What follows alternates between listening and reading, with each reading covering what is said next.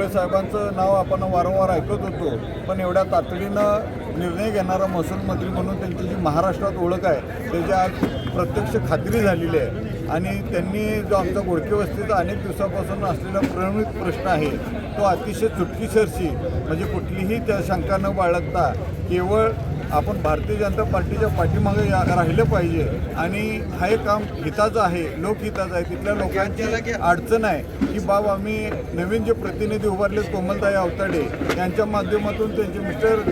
श्री अंकुश अवताडे यांना सांगितली आणि वस्तीतल्या सगळ्या लोकांनी सांगितलं की आमची ही फार दिवसापासूनची होणारी अडचण आहे। आम्ही पुरामध्ये प्रत्येक वेळेस छोटा जरी पूर आला तर आमचे संसार पाण्यात जातात, ही बाब फार गंभीर आहे आणि ही बाब तात्काळ भैयांनी त्या ठिकाणी वस्तीवरती आल्यानंतर गोडके वस्ती या ठिकाणी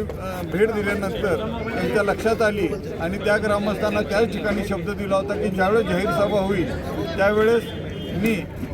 ज्यावेळेस आपले याच्यामध्ये जाहीर सभा होईल राजन मालक असतील, यशवंत माने असतील यांच्या माध्यमातून आपण बावनकुळे कोळे साहेबांशी संपर्क साधूया। आणि आदरणीय राजन मालकांनी त्यांना फोन लावला आणि तात्काळच ही बाब अंकुश भैयाने आधीच माननीय महसूल मंत्री यांच्या कानावर घातली होती आणि त्यांनी ही बाब गंभीर आहे याचा प्रशासनाकडनं आढावा देखील घेतलेला असावा। त्या अर्थी त्यांनी ही बाब गंभीर आहे आणि ही समस्या सोडवणं गरजेचं आहे हे लक्षात घेऊन आमच्या गोडके वासियांचं जे पुनर्वसनाचं नियोजन आहे त्यांनी त्याच्यासाठी जमीन जी उपलब्ध करण्याचा निर्णय घेतला आहे हा अतिशय कौतुकाचा आहे। त्यांचं जेवढं कौतुक करावं तेवढं आहे, त्यांचे आभार मानावं तेवढं थोडेच आहे। मी ग्रामपंचायत कामती खुर्द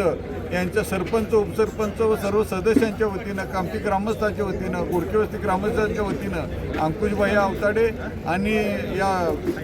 या निमित्ताने मी त्यांचे खूप खूप आभार मानतो आणि त्यांना आम्ही या पुढच्या काळामध्ये या पाठपुराव्यासाठी निवडून देऊ अशी आश्वासन देतो। मतदारांना काय एकंदरीत आवडेल?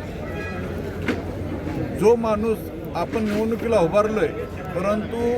आपला परिचय भारतीय जनता पार्टीचा एक चांगला कार्यकर्ता असल्या कारणाने त्यांची मिसेस त्यांना उभारता आलं नाही पण त्यांची मिसेस या ठिकाणी त्यांनी उभा केलेली आहे आणि हा नवीन भूतपूर्व कार्यकर्ता असल्या कारणाने त्यांनी जो लोकांच्या समोर कामाचा झपाटा लावला आहे। मी अनेक ठिकाणी सांगून शिंगोले असेल, पेरटाकडे असेल, गोरोली असेल, या हरळवाडी असेल या गावामध्ये चालू इलेक्शनला सुद्धा त्यांनी जी जी कामं सांगितली आणि त्यांना जी जी शक्य आहे त्यांचा मोठा व्यवसाय आहे आणि जी जी कामं सांगितली ती पूर्ण करण्याचा प्रयत्न चालू मध्येच करून टाकला आहे आणि जी जी आश्वासनं जी कामं मोठी आहे आता सांगितलं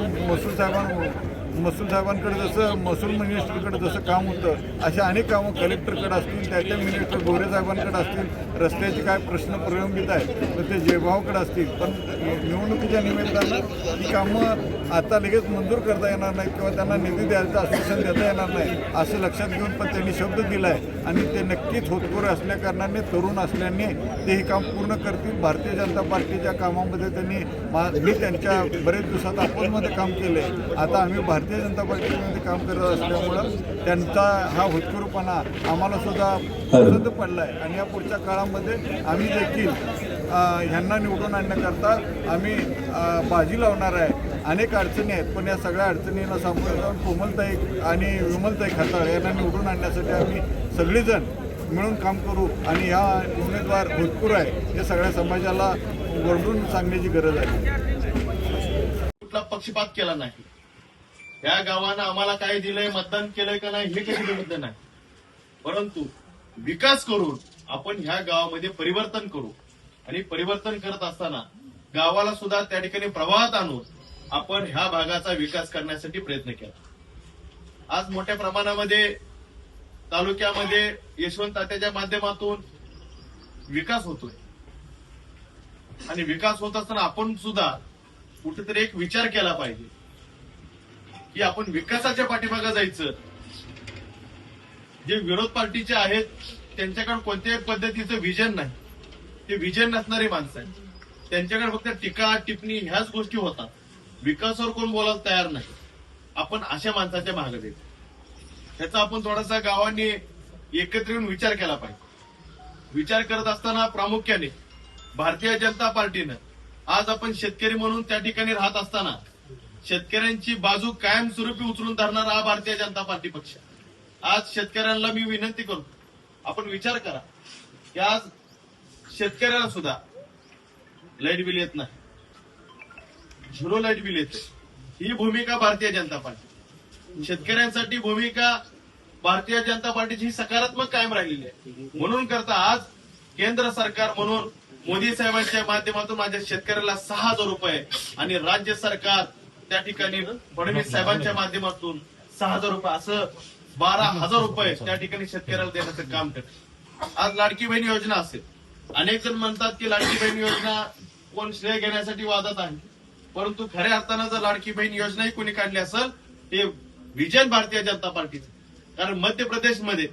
गेल्या अनेक वर्षांपासून त्या ठिकाणी शिवराज